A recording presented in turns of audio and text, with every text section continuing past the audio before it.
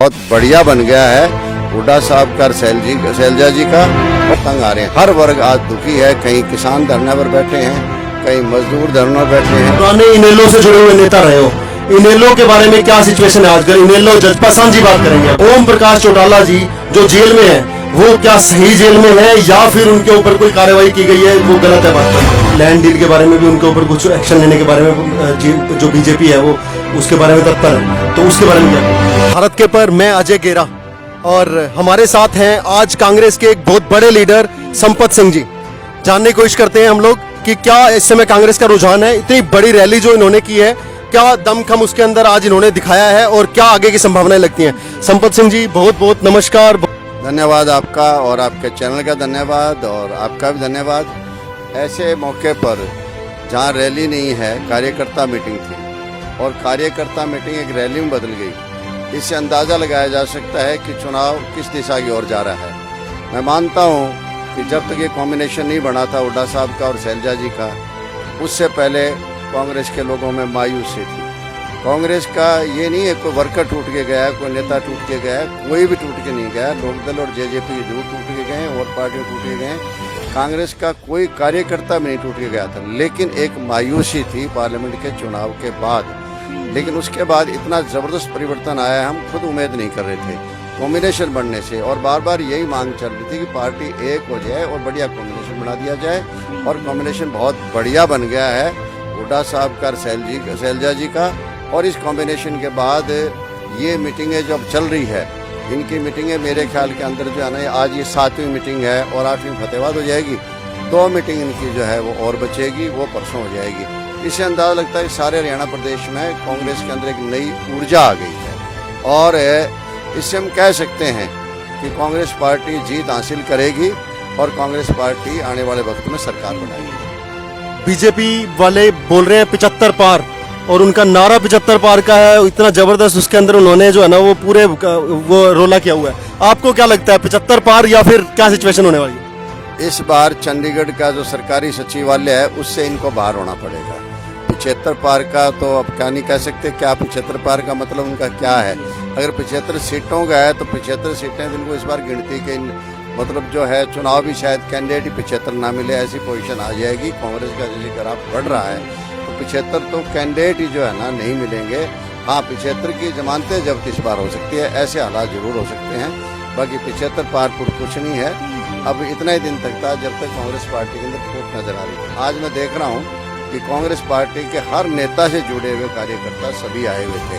पहले आपस में थोड़ा बहुत सोचते मन मुटाव था, कभी कोई नेता आता उनके साथ ही आ जाते थे, कभी दूसरे के आ जाते थे।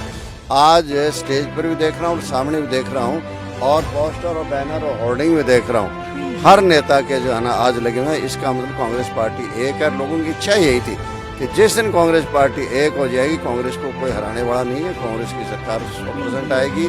कांग्रेस ने 10 साल के टाइम में, खास करके हुड्डा जी के टाइम में, किसानों का जो भला किया, आज किसान उस बात को नहीं भूल सकते। चाहे भाव देने की बात है, चाहे पानी देने की बात है, बिजली देने की बात है, और चाहे विद्यार्थियों के लिए किया है, चाहे नौजवानों को रोजगार देने का काम किया है, चाहे एससी और बीसी को वजीफे देने की बात की है, दुकानदार के हर नियमों का सरलीकरण करने का काम किया है। इन चीज़ों से हर कोई आज जो है उनके राज को, उस टाइम के राज को याद करता है। खास करके कानून व्यवस्था को कस के जो रखा गया था, आज कानून व्यवस्था की नाम की चीज़ नहीं रह गई है। बेटी बचाओ बेटी पढ़ाओ का नारा दे दिया और none other than prime minister, खुद प्राइम मिनिस्टर साहब खुद आए थे पानीपत के अंदर और नारा दे गए थे। आज सबसे ज़्यादा हालात जो है ना बेटियों के हालात हो रहे हैं। यहाँ तक है कि इनके पूर्व मंत्री रहे हुए, सेंटर के अंदर मंत्री रहे हुए और बलात्कार के अंदर फंसते जा रहे हैं, जेलों के अंदर जाते जा रहे हैं। ये तो सरकार खुद डिले कर रही है, उनकी मदद कर रही है। अदरवाइज तो पता नहीं ये कितने मंत्री इनके अब तक जो है ना जेलों के अंदर चले जाते हैं। आने वाला वक्त आएगा जब उनके सारी पत्नी खुलेगी। जो मुख्यमंत्री साहब जी ने अभी जब इलेक्शन का उन्होंने एक तरीके से जो हरी झंडी दिखाई है, उसके लिए जो मेहनत करनी स्टार्ट किया वो किया जन आशीर्वाद रैली से, जन आशीर्वाद यात्रा से। उन्होंने पूरी जन आशीर्वाद यात्रा निकाली पूरे हरियाणा के अंदर। आप क्या कहेंगे, उसका क्या रिजल्ट रहा, उनका कैसा उनको रुझान मिला? कोई रुझान नहीं था। इनकी आदत है कि सरकारी खर्चा करना। हर जगह जितना ये आयोजन करते हैं, चाहे वो आयोजन जो है खेलों के नाम पर आयोजन करते हैं, चाहे वो मनोरंजन के नाम पर करते हैं, गीता के नाम पर करते हैं, चाहे वो गायत्री के नाम पर करते हैं, किसी के नाम पर ही जितने भी आयोजन किए जाते हैं वो केवल मात्र आयोजन होते हैं, आयोजनों पर पैसे खर्च करते हैं। हिसार में भी पिछले साल जो आयोजन किया गया था खेलों का महाकुंभ, 6 करोड़ से ऊपर खर्च किए गए, तो उन लोग आज उनके बिलों को लिए फिर रहे हैं। ये केवल मात्र सरकारी खर्चे पर इन्होंने सारे हरियाणा प्रदेश के 90 हल्कों में जो यात्राएं कह रहे हैं, ये यात्राएं नहीं थी, सरकारी लोगों को बुलाया गया और वो लोग तंग आ रहे हैं। आज करनाल के अंदर कोई दिन ऐसा नहीं गुजरता जहाँ इनके मुर्दाबाद के नारे नहीं लगते हो, जहाँ हाहाकार नहीं हो रही।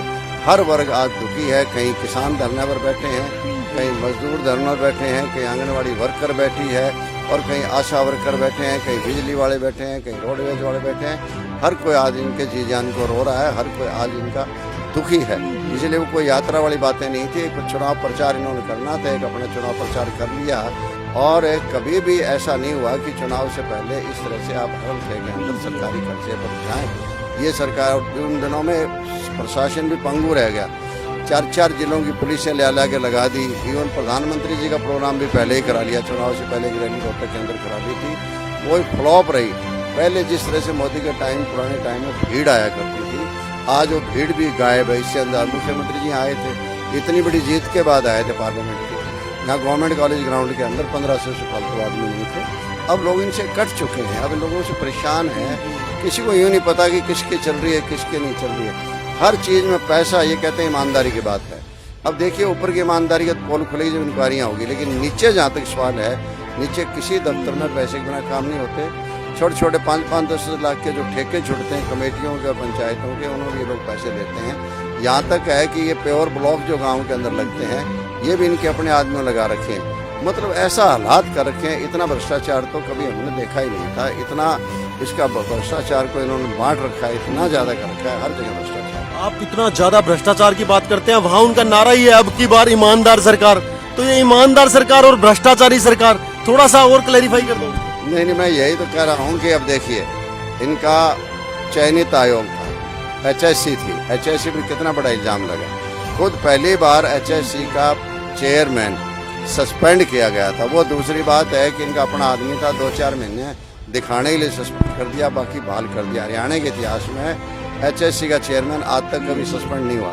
और उसके दफ्तर के जो बाबू सस्पेंड किए गए थे या डिसमिस किए गए थे, वो बाबू कॉन्ट्रैक्ट बेसिस पर लगे हुए थे। रेगुलर वाले को तो हम मान लें कि पुरानी सरकार के टाइम के लगे हुए थे। कॉन्ट्रैक्ट बेस पर तो वही लगता है जो चेयरमैन का चहेता होता है, और उन चहेतों ने पेपर लीक आउट करने में काम किया और लोगों से लाखों रुपए थे। आज कोई पेपर इनका ऐसा नहीं है जो कि लीक ना होता हो, कोई ऐसा पेपर नहीं है जो कि दोबारा ना होता हो। इसलिए आज कहाँ कहें कि कहाँ भ्रष्टाचार नहीं है। आज चाहे किसानों को, फार्मर्स को जो है मुआवजा देने की बात हो, वहाँ भ्रष्टाचार है, हर दफ्तर के अंदर भ्रष्टाचार है, पूरे हालात है। कोई ऐसी चीज़ है ही नहीं जहाँ की भ्रष्टाचार ना हो, कई गुना बढ़ गए। दुखी हैं लोग आज सरकार से। आप पुराने इनेलो से जुड़े हुए नेता रहे हो, इनेलो के बारे में क्या सिचुएशन है आजकल? इनेलो जजपा सांझी बात करेंगे अभी हम, क्योंकि इलेक्शन का टाइम है। इस तरह के क्वेश्चंस के जवाब जो है वो अभी जनता चाहेगी उनका जवाब मिले, ताकि उसके उनको वोटों में तब्दील किया जा सके। ओम प्रकाश चौटाला जी जो जेल में है, वो क्या सही जेल में है या फिर उनके ऊपर कोई कार्रवाई की गई है, वो गलत है भाजपा की तरफ से? देखिए, कोई राजनीतिक तौर पर कोई ऐसी कोई कार्रवाई नहीं की गई है। वो तो कानून ने जो है ना सजा उनको दी है। हमें दुख है कि हम हमारे साथ रहे, हमारे बुजुर्ग रहे, लेकिन कानून तो देखो, कानून सबके लिए बराबर है। मुझे तो मैं कानून से हमेशा बहुत डरता रहा हूँ और कानून का सम्मान करता रहा हूँ। और इसलिए मैं कह सकता हूँ कि कानून का फैसला देखो, वो चौटाला साहब हो और चाहे वो देश का प्रधानमंत्री रहा हो, उसको कानून का फैसला मानना पड़ेगा। और जो कानून करता है वो न्याय करता है। कहाँ उनसे गलती हुई, कहाँ चूक हुई है, वो तो न्यायालय ने सारी की सारी बातें बता दी। मैं उनको एक्सप्लेन नहीं करना चाहूँगा। और वो आज जेल के अंदर है, इसमें कोई दो राय नहीं है, कोई राजनीतिक सजा नहीं है। बाकायदा जो है कानून ने और न्यायालय ने उनको सजा दी है। भूपेंद्र सिंह हुड्डा जी के ऊपर भी कार्रवाई के बीच में से काम कुछ बातें सामने आ रही थी कि लैंड डील के बारे में भी उनके ऊपर कुछ एक्शन लेने के बारे में जो बीजेपी है वो उसके बारे में तत्पर है, तो उसके बारे में क्या करें? अगर ऐसी कोई बात होती है तो आज तक भूपेंद्र सिंह हुड्डा को बाहर थोड़े छोड़ते करते। हर हफ्ते तारीख पड़ती है, हर हफ्ते जाते हैं, तारीख के ऊपर जाते हैं। और अब तक जो है ना कोर्ट के अंदर जो चलान पुटअप हुए हैं, उन चलान पुटअप हुए कापी भी इनको पूरी तरह से नहीं मिली है, और मिल गई है तो उसके ऊपर कोई आर्गूमेंट ही मिली शुरू नहीं हुई है। भूपेंद्र सिंह हुड्डा जो है एक ईमानदार आदमी नेता रहे हैं, ईमानदारी से लोगों की सेवा की है। ये एक राजनीतिक तौर पर जो है ना पार्टी, उन लोगों ने केस दर्ज किया है। पहले अपनी पुलिस से कराया गया, फिर उन्होंने CBI से करवाया गया, अब न्यायालय की तरफ से तो कोई है ही नहीं, कोई चीज़ नहीं, न्यायालय में तारीख बढ़ रही है और तारीख में जन पाक साफ आएंगे, कोई दिक्कत नहीं। अब की बारी इलेक्शन कहाँ से लड़ रहे हैं? नड़वा हल्के से लड़ूंगा, क्योंकि 2 चुनाव में नड़वा से लड़ चुका हूँ, एक चुनाव जीत चुका हूँ। दूसरे चुनाव के अंदर ऐसे हालात हो गए थे क्योंकि बीजेपी और लोकदल का नारा लग गया था कि सरकार कट्टी मिलकर चलाएंगे, इसलिए वो लोकदल का नहीं जीत गया था, मैं चुनाव हार गया था। इस बार 100% चुनाव की जीत होगी और नड़वा से। बहुत बहुत बधाई आपको, बहुत बहुत धन्यवाद, आप हमारे चैनल पर आए।